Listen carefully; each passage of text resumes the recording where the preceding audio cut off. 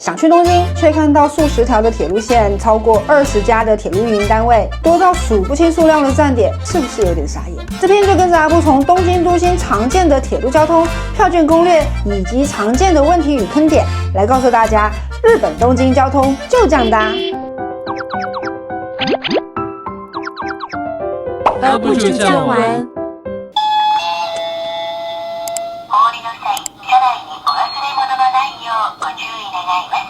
Hello， 大家好，我们是阿布与仙客，我是阿布。这个是这一次去东京扭蛋机扭的玩具，是不是很日本味啊？上一篇简单的跟大家科普了落地东京后如何从机场搭乘交通工具进市区，这篇就来跟大家科普东京都心常见的铁路交通到底有哪些，以及该怎么选择。影片最后会帮大家整理这篇提到的相关票券，记得看到最后查收哦。如果觉得阿布的攻略对你出行日本有帮助的话，记得3连或关注，给阿布一点支持哦。初次去东京，在都心范围能去的地方已经很丰富了。那围绕着东京都心运作的交通工具种类其实非常的多，其中被大多数游客仰赖的公共交通工具铁路交通，真的是让大多数的人望之却步。那玩东京，我到底该怎么选择铁路交通呢？依照个人行程的需要，重点看用得到的即可。换句话说，交通工具的选择是没有标准答案的，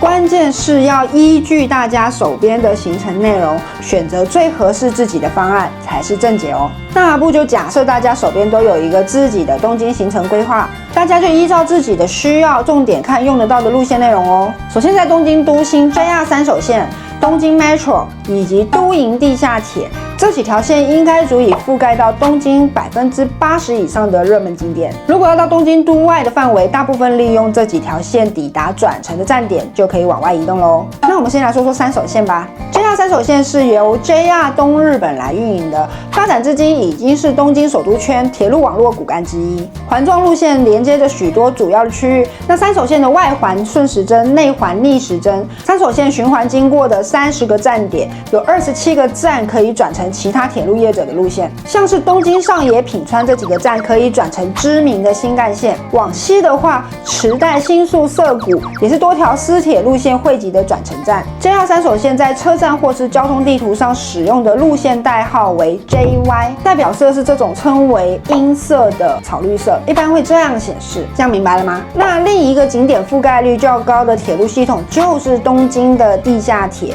那东京的地下铁是由2个不同单位来运营的，分别是东京地铁株式会社运营的东京 Metro 或俗称的东京地下铁，以及另一家由东京都交通局运营的都营地下铁。那东京 Metro 有9条铁路线，都营地下铁则有4条。那一样在车站或交通地图上面，符号则是以路线的日文发音字首，外面是圆形作为区别。另外这13条的地下铁路线，除了都营的大江户线以及 Metro 的银座线跟丸之内线，剩下的各线路都与其他铁路公司有直通运转的服务哦。以都营浅草线为例，与京成电铁、京滨急行电铁都有直通运转的服务。这么说大家可能无感哦，什么是直通运转？举个例子哦，上一篇我们在讲成田机场的交通时，有提到可以搭京成电铁进市区。本身京成电铁的路线是没有经过浅草或者是日本桥的，但因为跟浅草线的直通运转的服务，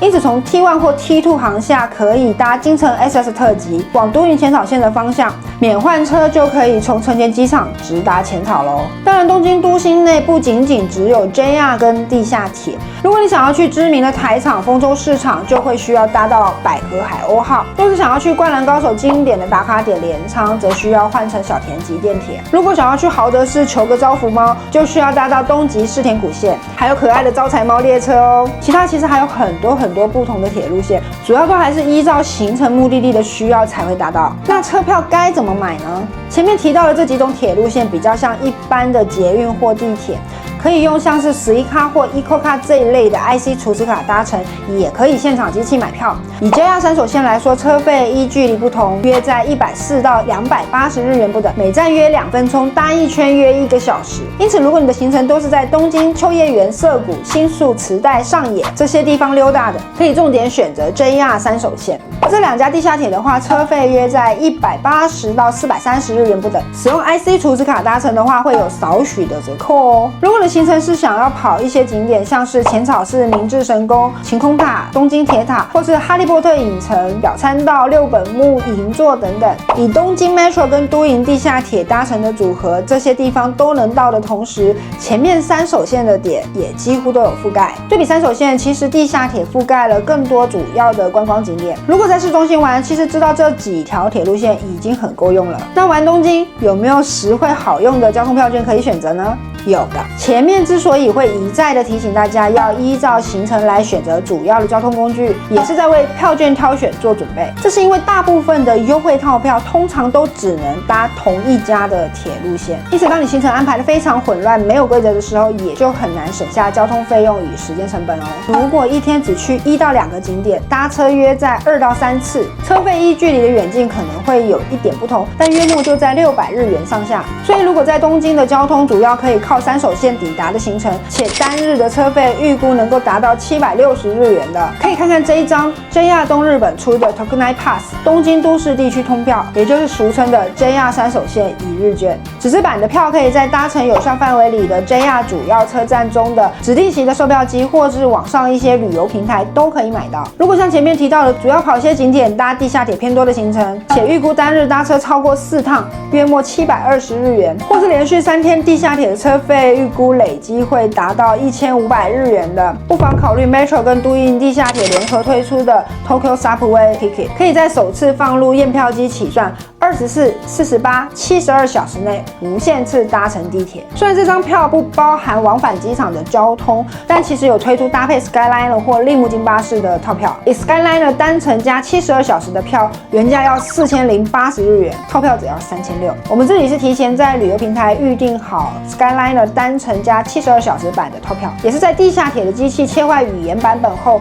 依照机器指示扫码领票，非常方便。另外，其实还有一张东京1日券，1600日元一张，除了可以搭 JR 3手线，还可以搭2家地铁的全线，甚至可以搭都营巴士哦。这张票特别适合1日东京游，不想要受限于特定一种铁路线，或是部分需要搭到巴士的行程哦。那这张一样在 JR 指定席的售票机可以买到哦。当然，根据不同的行程需要搭的交通路线不同，也会有非常多的套票组合，后续有需要再一一展开吧。最后一样来到了常见的问题与坑点，首先一定有人迫不及待的想问：阿布，我要去东京玩，我该买什么票？如果你是担心没有买票就不能玩东京，弹幕扣1；如果你是想省钱，请弹幕扣2；如果是1就别瞎操心了。前面其实有提到，这些常见的铁路交通就类似一般的捷运或地铁，现场机器单买或者一张 IC 储值卡逼一下就可以搭车了。如果是2想省钱的人，阿布再一次强调，有没有省到是比较出来的。假设一张票1000日元，可以1日无限次搭乘，看起来是很不错。但如果行程是走马看花，一天就搭2次车去跟回，可能就花个500日元，你觉得省到了吗？所以要先把每天要去的地方决定好，才会知道要花多少的车费，也才能知道你需不需要买优惠套票哦。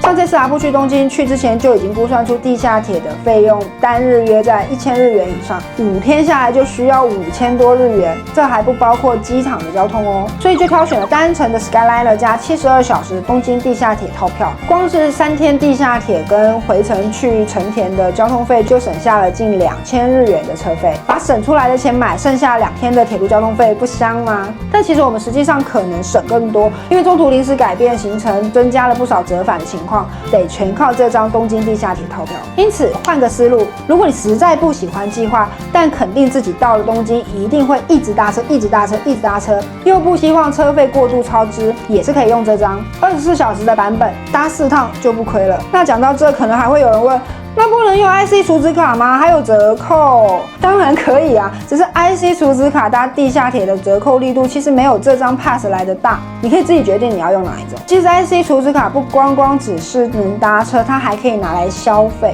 像阿布之前为了做这一篇，提前储值了好几千日元绑定在 iPhone 跟 Watch 上面的Suica跟 Eco 卡，就可以用来搭乘其他铁路线的交通费。只是之前去东京的时候，更多被阿布用来在贩卖机或便利商店买东西了。那最后去日本旅游，如果有心仪或目标的景点或店面，记得提前预约。现在去日本旅游的人真的很多，因此大多数的热门景点、好评餐厅在没有预约的情况之下，往往是很难入场的哦。像我们这次 Shibuya Sky 就没有预约到晚上，但幸好白天也很美。其他特定的餐厅也都是出国前就提前预约了。那碗肉鱼米是提前1个月就约好了。当然也是有没预约就能够吃到的店，但我们就会选平日休店前2个小时左右去。即便是这样，仍然还是需要排队等半小时。所以如果你想要按计划将想去的地方吃到玩到，那记得提前预约哦。同时也要体现我们守时的素养，提前或准时抵达，千万不要 no show 哦。好了，这边快速的介绍了东京都心常见的交通工具以及好用的交通票券，希望对大家出行日本有帮助哦。